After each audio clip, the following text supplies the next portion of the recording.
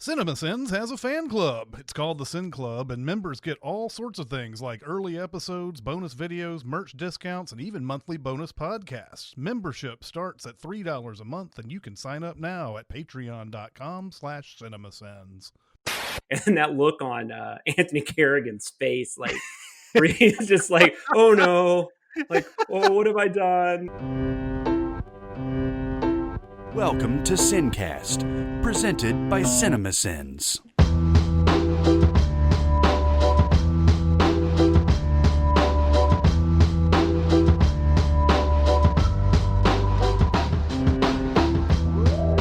All right, everybody, welcome to the SinCast. This is Chris Atkinson from Cinemasins, joined by Jonathan Waggins from Cinemasins. Hello, hello. And today we're going to be doing a minipod. Bill and Teddy pod. I really don't know where you would go with this. I don't either. I don't know. But we're doing a mini pod on Bill and Ted Face the Music, the third in the Bill and Ted franchise. There were two movies way back 30 years ago. Yeah. This is 29 years, I guess, since the last one. Mm-hmm. Is that right? Yeah, I think so. I think Bogus Journey came out in 91. And those comedies that come out like 15 plus years later, those comedy sequels are, there's a really good track record. Yeah. Here's the thing that I always, exactly. There's the track record for these is not good. The thing is, there's another thing, and I don't know if other people experience this when they watch a movie that has a sequel that's like, many years since the last movie came out. But the way movies are made have changed. So like it doesn't like a lot of times these sequels that come out many years afterwards don't even feel like they're a part of the same universe. Like when Wall Street Money Never Sleeps came out in like 2000 whatever 11 12 whatever it was. Yeah. And it was like 27 years after, or well, it would have been 24 years after the last one came out. It's like, God, so many things have changed about movies since that last Wall Street came out. And usually they're just they have a hard time recreating magic. That's the thing. You're so self-aware about what happened in that first movie that you're just, there's something affected about these movies. But yeah, that's the thing. That it's been 30 years, give or take, since the Bill and Ted movies. Different time, different era, and now we're making a modern version of this, and it. I don't know whether it succeeded or failed. It's still just as silly. It's weird, right? And it's one of these, I guess. I don't know if Dumb and Dumber 2 was kind of in this same vein. I feel like social media is so much different even since, that came out a few years ago.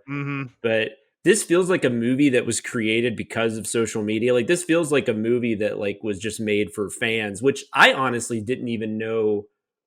And I'm still not sure how far reaching the fan base for this movie, for this franchise is, but I do know, at least based on like the movie people that I seem to follow on like Twitter and whatnot, they all seem to be really excited when this was announced a year and a half ago or whatever, to the point where I was like really confused, I was like, do we love,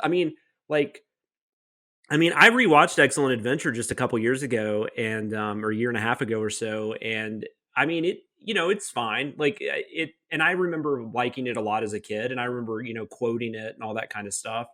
But it just feels like a movie of that era, right? It doesn't, I don't know how relevant it is now. Not that that's a bad thing. I mean, there's a lot of movies we love that probably aren't very relevant now.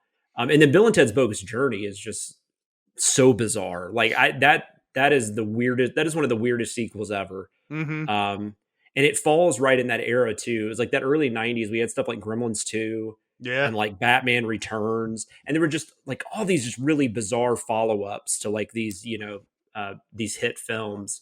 And Bill and Ted's Bogus Journey kind of falls in that avenue. And I feel like this new movie, if we're going to get into it, I feel like this new movie is kind of some weird amalgam of those two movies. I feel like it's got its heart in the right place, and I feel like it's trying to be a little more like I feel like it's trying to be a little more coming from the heart, like probably like the original film was a little more heartfelt, I guess would be the best way to put it. Mm-hmm. But then it's also trying to capture that really bizarro kind of world vibe that the second one had. Mm-hmm. And whether that works for you or not, I guess, depends on you. But I don't know. That's kind of where I felt like what it was trying to do, and then like you said, also trying to be relevant in 2020 with a style of a lot of style that just isn't a thing anymore, right? I mean, even like the music that Bill and Ted was trying to promote, like the Wild Stallions, Mm-hmm. in 1991, even that was about to become almost extinct. Yeah. We were about to get grunge and all that kind of stuff. So that kind of hard rock era was kind of dying anyways. So I don't know. This is a really weird movie. It really is. I was alternately enjoying aspects of it, and then like right next, then after that, I would be like, God, I'm not enjoying this. Yeah, I almost feel like this is kind of hard to talk about without getting into spoilers. So maybe we should Yeah, I'm get to going that to quick. spoilers very shortly, but Yeah. like it is to me the biggest C movie that you can come up with. Like if you were to think of a C movie, this is a C movie. Yeah, I agree. And it's getting like, I mean, for the most part, I didn't look to see what it was in Rotten Tomatoes at this point, but I feel like it's in the 60% range, maybe. Mm-hmm. I've seen a lot of people are not necessarily praising it, but a lot of people really seem to be enjoying it. Oh, I'm sorry. No, it's 81% Yeah, on Rotten Tomatoes. Insane. What is I the thought average rating on that? it's 81% critic and 80% audience, which you don't see that often, like that Mhm. close. 6.75, which Yeah, I mean, see, that's a little high for me, but that's not terrible. what it means is that everybody's kind of fallen on that, right? They're just kind of falling on that. Yeah. This is all right, and that's why it's getting so many different Yeah. positive reviews, and it looks Now- amazing at 81%. But 6.7 is average. I mean, it's an average. That's probably like a C plus. Yeah. At the highest. Yeah. Now the audience score is a 4.02 average, which I assume is out of 5. That's a little higher, which that makes sense. Yeah. But for the most part, like people seem to be really enjoying this more than I did. But like you said, there are moments in this movie where I was laughing a lot. Mm-hmm. Which we'll get more into in spoilers, because there's somebody who kind of steals this movie for me, and I don't remember him being in the trailer, so I guess I will wait to talk about that. But then there's a section of this movie that is downright terrible, involving when they first figure out what they've got to go do, and they're trying to, and this is in the trailer where they say they're going to go steal the song from themselves. That whole section I found not funny. Yeah. let's just say that. I agree. But yeah, but yeah, and for those that don't know, the plot is basically that, and this is another thing about this movie that is, it falls in that generic sequel thing where we've got to bring our heroes back down so we can watch them rise again. Yeah. So like their failures basically in every way of life, like, it's like Ghostbusters 2 or, take your pick. And they still haven't like united the universe with their song like they've been told they were going to do in the first 2 movies. So this is yet another adventure of them trying to find out what that is. Yeah. And they have to face the music, I guess. Well, and this type of thing right here is where I'm like, nobody knows how time travel works, right? Nobody really knows. The only thing that you can really know is what you've seen in movies. And of course, Avengers Endgame did that whole thing where they're like, stop thinking about Back to the Future and Terminator. We're going to do our own thing. But I never understand some of the time travel rules in these movies, especially in this one. Like, you can say that everything's happening, like every time that has ever occurred on Earth is happening concurrently with each other, all you want to. But if you're going to say that one area is the future, then the one part of the future should kind of know what the song is, right?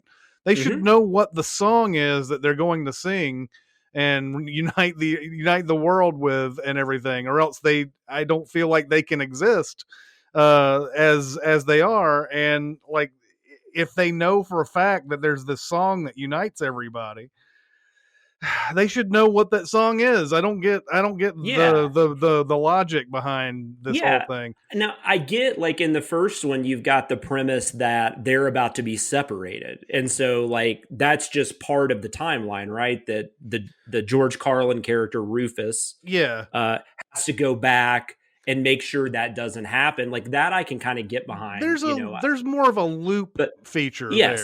But at this point, like you're saying, like, I can't even think of the actress's name that plays, like, the main, like, Time Lord or whatever. Oh God, what is her name? Holland Taylor, the Holland Taylor. Yeah, Holland Taylor. Yeah. Yeah. She, like you're saying, I agree. I think this is what you're saying. Like, she should already know how to get that song. Like, at this point, I agree. Yeah. Like, and I don't think that's a spoiler. Like, how are they in this society in the future? Yeah. And they just, how are they there knowing that this is going to happen, but they don't know the song? I don't get this at all. Yeah, I don't either. And then if the song never happens, how are Bill and Ted able to go see future versions of themselves to try to steal it? Yeah, this is what I'm saying. And the first, especially the first movie, it's been a minute since I've seen the second one, so I can't talk as much about that. I don't really know how much that one really has to do with time travel more than it does with them going to hell. But in the first one, like, I feel like the time travel stuff is kind of interesting and kind of fun, like the way they go about it. Mm-hmm. Whereas here, it's like, here they kind of want to do two things. Like, they want to, like, they almost want us to take it seriously, but then they also do this thing where they poke fun at it. Yeah. I don't know, but yeah, no, I agree with you. Like, that's confusing. And then the other thing, like I was saying, I hate this thing where we have to bring these people back. Like Ghostbusters 2 is the one I always go to, because I've never understood why at the start of that movie they have to be like they have to be like frauds, and because all that does is it makes the end of the first Ghostbusters sad. Yeah, because, like, you're like, well, that's great that they saved the city, but in like 30 minutes, the mayor's going to sell them out, and they're going to be considered frauds. Yeah, and they're going to lose all their. Yeah. Why couldn't it have just been that they ran out of ghosts to track down, or ghosts got smarter, or a lot of different. Or they're just successful, and this is a new case we're going to watch them take on. There's like it's like, I feel like I've seen this Bill and Ted movie like twice, like like where they've got to go do all this crap to get back to where they were supposed to be at the end of the first one, and it's just.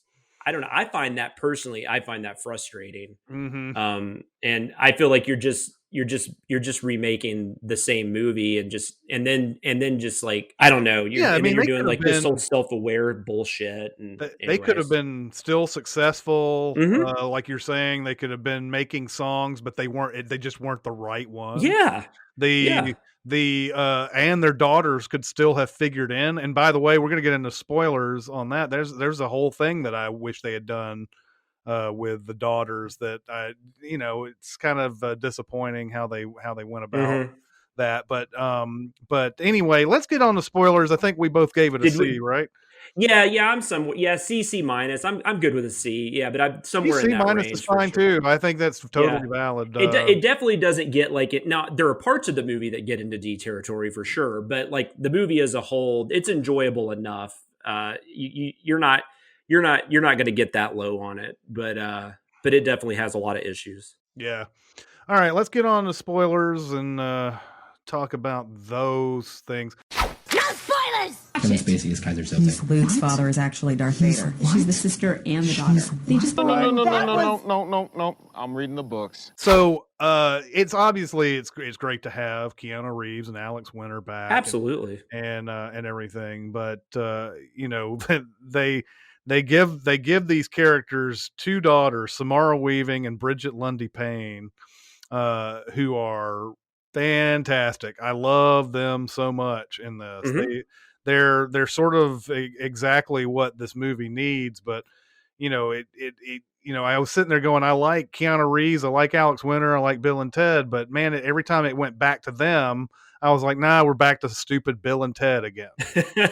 I love that their names were like they named their daughters after each of them. Like I guess Bill's daughter was named after Ted, kind of, and then Ted's daughter was named after Bill, right? Yeah, like it was in the Thea and IMDb, Billy. it says Thea is Samara Weaving, yeah, and Billy is Keanu Reeves' daughter in this. Bridget Lundy Payne.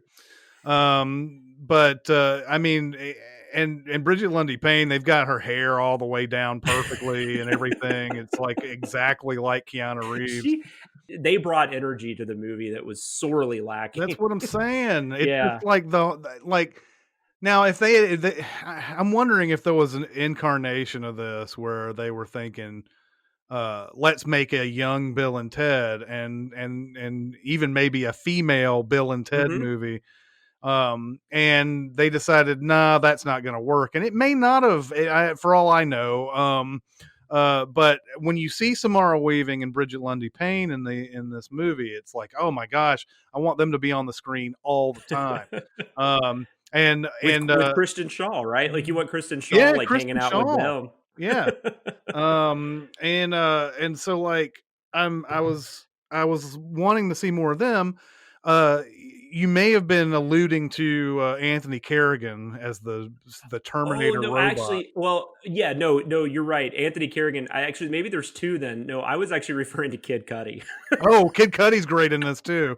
Kid Cudi was my favorite. Who knows everything about time travel. Yeah, there's the scene with him and the two daughters when he just because there's so time is folding in on itself. Is that what's going on? Yeah, so these people from the past are popping up in the present, and vice versa. And so, like, and even Kid Cudi just appears. Right? Yes. Yeah, and then they're just like, "Hey, Kid Cudi," and then they just start having this like 3 or 4 minute discussion on what type of time travel scenario they're currently in, which is just hilarious. Yeah. And then later, like Bill and Ted go to him for advice. Yeah. But Anthony Carrigan is outstanding as Anthony Carrigan is NoHo Hank on Barry. If you guys haven't watched Barry, you need to. But they've outfitted him as this like I don't know, like completely white Terminator wannabe type of thing that goes back and is told to kill Bill and Ted. And like it, and then it sort of starts getting it starts becoming self-aware, and and he realizes his real name is Dennis Caleb McCoy, and there's a point. This is the I thought the really funny part is when they go down to hell, and they're like, like Bill and Ted are like, he's a robot. He went and now he's in hell. How's that happen? I don't know. Doesn't matter. Let's go. And then when they go past those people, are you about to talk about that? Sorry, I didn't mean to interrupt you. People and like afterwards, like go this way or whatever, and then they have this conversation after they leave. Where it's like, it's a robot in hell right there. Yeah, that's weird.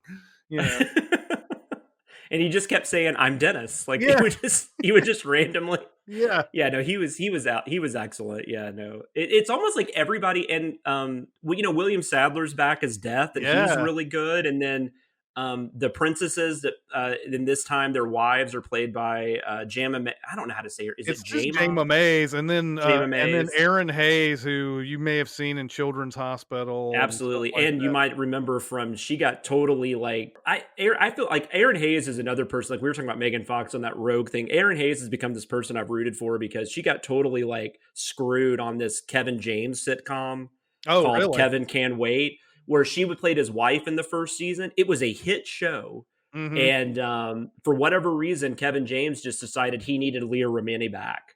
Really? And so they killed off Erin Hayes' character. Oh, that's too bad. I really like her a lot. She's great. And they brought Leah Remini back. So it basically just became like King of Queens 2. And it got terrible ratings after that. Yeah. I mean, and died. Ego run amok, man.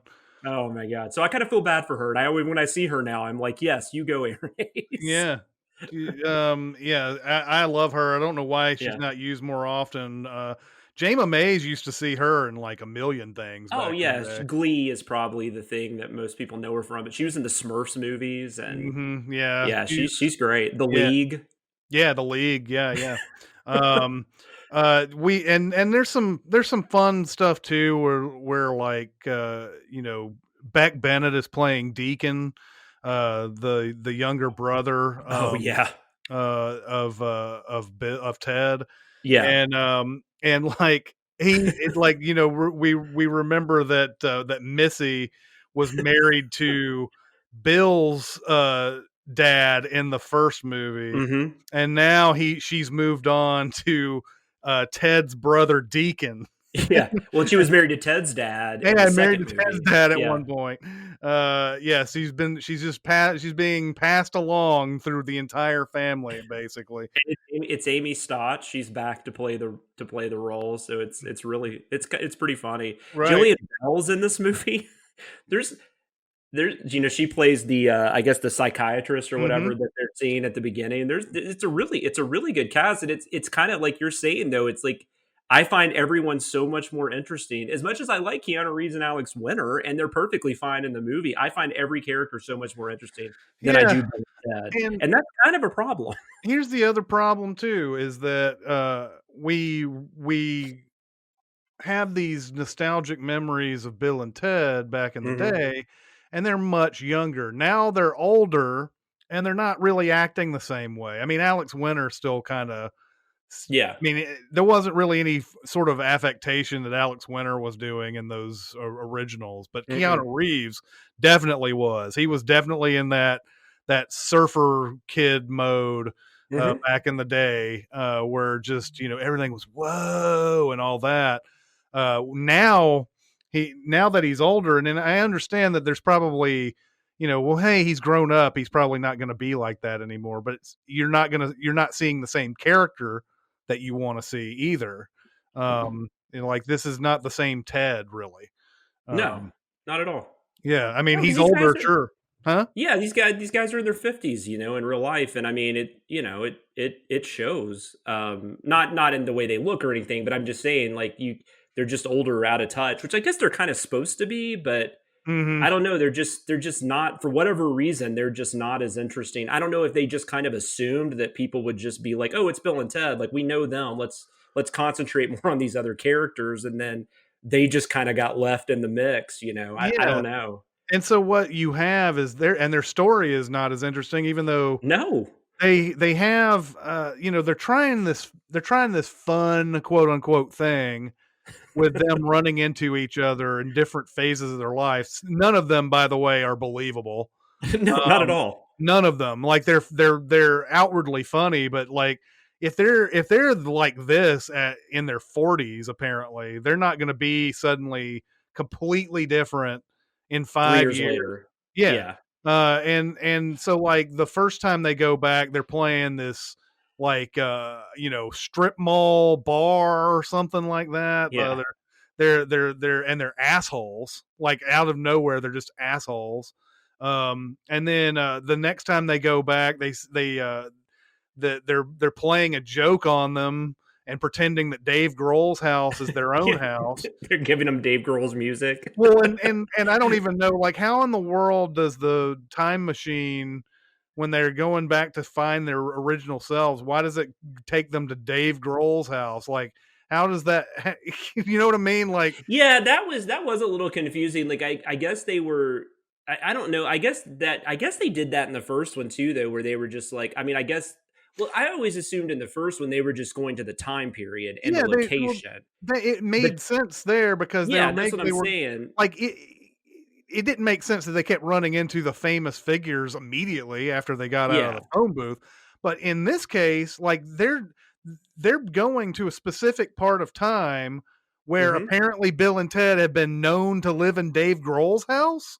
Like, Yeah, that's what I'm saying. It doesn't make sense. Like it's almost like in this one, like they took the wrong thing from the first one and thought that they were like, it's almost like they're supposed to be like a tracker on them, and Yeah. they can locate them. And I just there was nothing that made that make sense. No, I No. agree. So like, I mean, and yeah, and they're doing something fun there. Ha ha ha. They're Hmm. sitting in Dave Grohl's house and they're pretend. I mean, I don't and it's been a while. It has now been about a week since I've seen the movie. I can't even remember why their older versions of themselves are trying to sabotage the ones that are traveling through time. Oh, Do you know because why? they're not trying to. They're actually they think they're going to make them take this song to the future and fix everything. Yeah, but Is in their theory? the Dave Grohl one, yes, but like when they Yeah. go back and they're in the bar, they're like actively trying to run away from them Oh, yeah, and yeah, yeah, all that. I mean, yeah. it could be they just don't want to get involved or something. I don't Yeah, know. that's what they basically say. They say that they've made enough of a mess of their lives, and they don't want to. They just don't. They kind of want to avoid them. And then I guess when they realize they can't, and they get to that Dave Grohl part, they decide to try to help them. And then we have the prison scene, which was in the preview, and is Yeah, beyond dumb. yeah, it Just really is. everything about that, and it's so weird because like there's this interesting thing where they're older. There's this one part where they go to where they're older and they're like in a retirement home or a hospital, Hmm. and there's kind of an extended version of that in the end credits. Hmm. And the old age makeup and stuff is actually pretty good, Hmm. which is usually not the case in most of these movies. But then you take that and then you go to like the prison scene Hmm. and they Yeah, look ridiculous in that yeah, scene. Like that is so bad. Like, Bill's, and I think they're kind of supposed to, but it's they like, are. They're kind it's of so exaggerating. insane though. They go too far Yeah, they exaggerated. with it. Yeah. Yeah. But yeah, none of that is nearly as interesting as the other stuff, No. and that's a problem for your movie that is called Bill and Ted Face the Music. Yeah, exactly. When But you're more like, you want to see Thea and Billy because they're going and getting they're doing like Bill and Ted's Excellent Adventure, right? yeah, They're going and getting musicians from the past to try to help the Wild Stallions get a band together. So they're going and getting like Jimi Hendrix and the yeah, Louis Armstrong guy is yeah, hilarious. yeah. Who plays Louis Armstrong in this? Um, He's it's always got this I've got this giant pulled smile up. on his face. Jeremiah Kraft. Yes. Um, but yeah, they go back. They get Louis Armstrong, Jimi Hendrix, Mozart, and then like, even farther back to what is it? Ling Lun. Some like long time ago. What did Hmm. she play? I can't remember what she plays. She Some was sort like of it was like a flute or something. It yeah, it's like was, a flute. yeah. Anyway, the the thing that I kept expecting to happen with the daughters is that when the problem was presented to them by Bill and Ted in the garage, and Bill and Ted leave, I thought we were going to find out that Thea and Billy were like musical geniuses. Hmm. And I thought we were going to find out that they had been playing around on like computer software and stuff. And they're like, like our buddy Larange, who can Hmm. like put together a whole bunch of like different sounds and everything and create something brand new out of it. And I thought it would have been a very 2020 thing for them to be able to come up with something that's amazing and mix up all these different musical performers, and they were Hmm. going to come up with the song that way. Because all along, with the the prediction back or the whatever the in the future where they're saying it's Logan and Preston, you knew when they used the last names, it's got to be the daughters. Hmm. I mean, that it's. I mean, if you've seen the movie before, the daughters are the ones that have come up with the song. Uh, Absolutely, yeah. but I thought they were going to actually create it. Like they would. They already had something laid down, and then once they had Jimi Hendrix and Mozart and Louis Armstrong and everybody, Hmm. they were going to be able to play this. And of course, anytime you try to say these people are the best at what they do and they're going to do this song that's going to blow your minds, they're never going to be able to make a song that Yeah. in the movie that makes sense to the audience. That like that's why you avoid stuff like that. It kind of reminds me of like 30 Rock and Studio 60 on the Sunset Strip. Is that what it was called? Studio 60? Mm-hmm. Mm-hmm. Where they're like, let's show the skits that they're actually doing, and the Mm-hmm. skits are never as No. controversial or as funny as they're talking about. So like, it's always good to actually kind of avoid that. And of course, the song at the end of this that unites the entire world and time and blah blah blah is whatever, it's Well, whatever. we also have this ridiculous timetable going on where they've only got like, I don't know, an hour or 70 minutes or something like Yeah, that when all this begins, which yeah, I don't know. Like, once again, going back to like in the first one, they had like a day at yeah. least, like that would have made a lot more sense if they had like 24 hours or something. Because obviously, like, if we ever send this, I mean, that'll be easy to rip into, Hmm. because this takes way longer than they say. But because of that, they get this, like, they remember that, like, at the very end, they all of a sudden are like, wait, but I've never understood how a song in the present would unite everyone in the past and future, which I don't think that was always supposed to be the case. But Yeah, in this movie, they kind of retcon that idea and then there's like, so they have. I was totally confused by all this. But they have to get musical instruments into everybody's hands. yeah. I yeah, I don't know. That felt very tacked on, like, Yeah, it did. and maybe I missed something, but like that to me just felt really weird and thrown in at the last minute. And they've only got like 5 minutes at this point, and you've got like Thea and Billy over here trying to construct this song like on the go. Hmm. Um, and then Bill and Ted have that. Well, they do. You do get the funny scene with Kid Cudi there, though, where he's explaining what they have to do. Yeah, And then the wives pop back up, because and that's a whole other thing. There's a lot going on in this movie. The wives are like time traveling as well, I guess, yeah, yeah. trying to see if they can find a better version of Bill and Ted, something like They're that. looking for a any kind of era where they would be happy with Bill and Ted, because that was the thing that Jillian Bell is doing, that the couples therapy Yeah. where they actually, all four of them, go in to the therapy at the same time. And this is one of those frustrating comical situations that they Hmm. throw in, where they're like, that usually couples go in uh, by themselves, right? And they're not saying, "Hey," and like they wait until everybody is sat down and everything. Like, why isn't this doctor saying no, only one couple at a time? And nobody's saying what they need to say to Bill and Ted. So they set up this whole thing where they can purposely make Bill and Ted misunderstand everything that is being said in that therapy session. Um, and they keep saying stuff like, "We love you guys," and or never Hmm. can say "I love you" to their wife. Hmm. They're just saying, like, both Bill and Ted, like, both of us love you guys, or something like that. So they keep screwing everything up in couples therapy. But Yeah, and it seems silly. And like, I mean, at least the way that, Jama Mays and Aaron Hayes were playing it, like they seemed like really happy couples. Like Mhm. they didn't even seem like there was really any conflict, other than I guess I could see them being like, you know what, you guys need to get a job at some point. Like, this is getting ridiculous. But they're well aware that they have time travel because they're from the past. Yeah, Like there's that, and I even kind of forgot about that because the way they were trying to play it. But then there's that great moment where I think it's Jama Mace, or maybe it's Aaron. I don't know which one of them says it to Jillian Bell. They're like, no, no, no, we're actually princesses, hmm, which was yeah, actually really funny. yeah, But yeah, so that just seemed like really unnecessarily contrived conflict that was never there.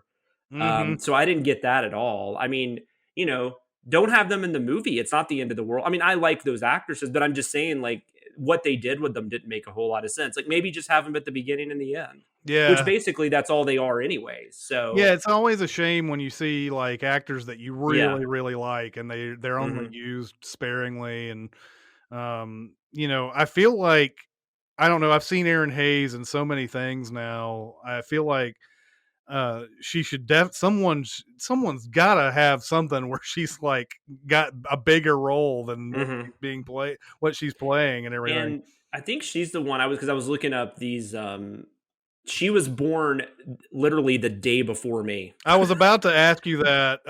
Yeah, Because I was like, "Whoa, that's awfully close to Jonathan's yeah, birthday." If it, yeah. I'm my birthday is the day after hers. yeah, So that's really funny. yeah, But we were born on separate parts of the country too. that's true. But Um, but anyways, yeah, I thought that was really funny when I was going through and looking up their credits, because I was like, I knew I recognized her, but I couldn't remember from what. And then I was like, oh yeah, Children's Hospital, and then I was reminded of the whole Kevin Can Wait thing, and I'm like, oh yeah, that's her. yeah. So So ultimately, yes, I think most people are going to have a pretty good time with this movie. It's just that there are so many things about it that you just go, "Oh my god, if this maybe had a little bit more time to kind of, I don't know. I think the Bill and Ted part of this movie needs to be better than it is. yeah, If it I know. I is, agree. I agree. I feel like they just kind of rested on their laurels with those characters, and just, and I mean, like I said, no, I mean, and Reeves and Winter are, it feels like they never left. I mean, mhm, they do a perfectly fine job. It's just like you said, their story isn't that interesting. And also, when you're talking about these sequels that are so many years later, it's really hard not to be like, this is what you came up with, 29 years later, like this is the movie that we're, but I don't yeah. know, but maybe it's kind of like that song at the end, right? No matter what they did, maybe they're kind of screwed in that area. I don't They know, but are, like, you have to yeah, almost write this movie from scratch and not even yeah. think about the originals when you're making it, which is nearly impossible. But, Oh you have yeah, and the stuff they throw in too, like is it Kid Cudi that says station to them, I think, towards the end, and they throw in these references and none of them land at all. Like they have Death playing hopscotch or some bullshit, which is referencing them playing games with him in the first one or in the yeah, second one, and I don't know. All that stuff just kind of falls flat. Although that is kind of funny watching him. I mean, William Sadler is always welcome. I yeah, don't care what he's doing. Like he's just one of those actors that yeah. I'm just glad they're using him. It's Oh, like, yeah, he's great. Like, when I saw that Death was in this, I was like, "I hope that's William Sadler," and sure enough, they and they got him kind of back. came up with a reasonable way to get him in there. Although I didn't really completely understand why their daughters would go to hell, but Well, whatever. yeah, it's because of this stupid, Terminator thing that's No, shooting but I everybody. understand. But why would they go to hell as opposed to heaven? I don't know. I think the whole point of what that Terminator robot thing does, I don't Oh, know if I thought that Terminator robot thing just sent people to hell. I didn't think there was any. gotcha. I don't That's know if probably right. That's probably right. maybe they are dying. Maybe they are apparently dying and going to hell and then coming back. But That scene, by the way, where he shoots all of them, like he murders like or whatever, whether he kills them or not, he evaporates the mhm. girls, the daughters, and like Jimi Hendrix and all the musicians and stuff. And that look on Anthony Carrigan's face, like where he's just like, "Oh no, like, oh, what have I done?" He's got Oh, that kind of look on it. he's so good, man. Like the story that I've heard about Barry is that he was supposed to be like a 1 or 2 episode character, Hmm. and then he was so good that Bill Hader was like, "No, man, we're gonna keep you for the rest of the series." It's amazing when somebody in a robot costume can steal so many scenes, but Well, and I knew I recognized him too, because this was before I had even looked up who it was. I'm like, I know who that is, but like, who is it? And I mean, he's almost like he's so good, like, but like in that scene, like where he kills everybody, and then you can see that look of despair on his face. It's almost mhm, like a Will Ferrell kind of, yeah, or Jim Carrey, even. I don't know. It's something like just really really well acting comedians. He's definitely in that league. You can tell yeah. if somebody would just give him the movie or the role to go with that, roll with that. So um, Anything else to say about this movie? I think. no, I think we're on the same page. I mean, like I said, I'm not going to disparage people from watching this. I mean, if you have any interest in watching it, assuming you're listening to this part, you've seen it. But if you haven't for some reason, there's no reason not to watch it. It's really short. Mhm. It goes by really quickly, and There are funny moments, but it's just it's almost kind of like Scoob, right? I don't know how much it feels like a Bill and Ted movie, but I really enjoyed everybody else that was Yeah. in it. This is it's one of those things, man. It's there's so much going on that's good around it, but the It- main part of it is not as I good. kept, I actually kept, and I know you liked this movie more than I did, but I kept thinking about Jay and Silent Bob the reboot, Oh, yeah. just because That's a good comparison, I yeah, think. because I feel like both of these movies are made with there's so much good intention behind this movie. And Mhm. and the same goes because I mean Kevin Smith has even talked about why he made Jay and Silent Bob, and it's a love letter to Jason Mewes and it's a love letter to his fans and all that kind of stuff. And I feel like this is in that same type of avenue, but it just never really completely comes together. Because there's moments in Jay and Silent Bob the reboot that are hilarious, and then Mhm. there's moments where they're not that great. And much like this, I feel like Jay and Silent Bob are kind of the weakest parts Yeah. of Jay and Silent Bob the reboot, which is kind of funny, and kind Yeah, of and kind of a problem. it's a weird thing, like, they need to have these characters back so that you wanna come Yeah. watch the movie, but, like, when everybody else around you is just the best And part. and if you heard that they were going to make a movie where it was going to be based on Bill and Ted's daughters, you would be like, I don't want to see that. Like, Right. I mean, if you heard about this 2 years ago, you'd be like, oh, that's crap. Like, why Yeah, would I that's want not to gonna watch work at that? all. And then now that I'm watching this movie, I'm like, I wish you had made that Well, and movie. see, here's the other thing, though. Like, if they had made the movie about Bill and Ted's daughters, it wouldn't be Samara Weaving and Bridget Lundy Payne playing those characters. That's You're probably right about that. I Yeah, mean, they wouldn't. I yeah. mean, that's the thing. Like, the reason why they're so good is they were able to be cast in quote unquote smaller roles. If they were asked to sell the movie, then it would have been who would it have been at this point? Yeah, no, I know what you're saying. Like, I Amanda mean, it probably, Seyfried, maybe. I don't know. yeah, like, I was like Hayden Panettiere. Yeah, Something like that. I don't know. You'd quite go no like idea. Scarlett Johansson, but Yeah, I mean, I was sitting there thinking Amanda Seyfried might actually be too old for this. But I don't know who I don't know who I would put in there, but whoever is marketable at this point and they're like 25, 26 years old, yeah, yeah, we wouldn't get the same kind of actors, you wouldn't get the same story. I mean, I guess you're in a lose-lose or whatever situation with that kind of thing. You're not going to make a movie with Samara Weaving and Bridget Lundy yeah. Payne as And your. I'm not as familiar with Bridget Lundy Payne. I know she's in that there's a show on Netflix called Atypical. I think that's pretty popular. Mhm. I'm not as familiar with her, but I know Samara Weaving is one of those I've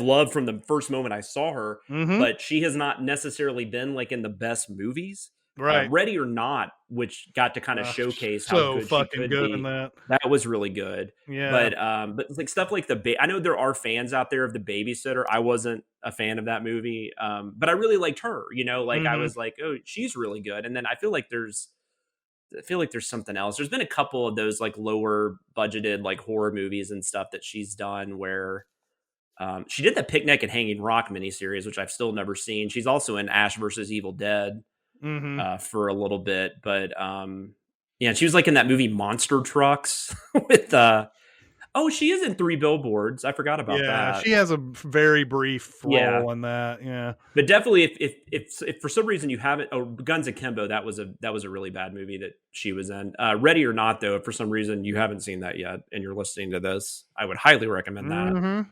That's a movie that gets Um, better and better every time you watch it. yeah, for sure. That was a lot of fun. That was an unfortunate didn't do as well at the box office as it probably should have. But I feel like it's getting its notice though. I feel like enough people are talking about it now. Yeah, it certainly Uh, is. but anyways, no, yeah. So yeah, it's like this is a perfectly fine movie at times, but it's also at the same time I don't know if disappointing is the word because I don't really know what I was Yeah, expecting, I didn't have high but expectations for it. it's still, but I guess after I saw that people were being pretty positive about it, and I think I was a little let down that I didn't get that, like Well, I we didn't have also that have to realize feeling. this. The reviewers and critics nowadays have never been closer to the actors that they have Hmm. needed to True. review. And I think we're seeing a lot of times now, there is a sort of a correction going on with movies like this. I mean, I think if this had come out, and people didn't, and Keanu Reeves and Alex Winter weren't beloved, like they are, like, I mean, they've got years and years of like, oh, these guys are good guys type of status. You would probably see a lower score. It'd probably be around 50 or 60% for something like this. But yeah, like if it was like if this was like that I was about to say James Woods. I don't need to go that far, but Yeah. like if this was somebody that's not as like maybe as well loved, even though they're a popular actor, maybe it's not getting the same type of recognition. And speaking of which, we're recording on Keanu Reeves' birthday. Yeah. And the reason I know that is because if you go on Twitter right now, there are thousands of people telling him happy birthday because people just love the fuck out of that dude. And rightfully so. I mean, he from all accounts and purposes, he's an amazing person. Yeah. So, I mean, that's what I'm saying though, right? Yeah. It's going, that's sort of being baked into everybody's opinion. Is that, I feel like a lot of these critics and reviewers are like, oh, I interviewed that dude, he's so good. Let's, and then, that's sort of what's going on. Or they've grown up hearing all these great stories about these guys. And so they're, there's, I don't know how unbiased we are these days with some of these. That's totally fair. And well, and we talk to people in the industry that we really like, and that probably does affect in some ways. Like maybe we have a little more appreciation for what they're doing, just because we're like, hey, we like that guy or we like that girl.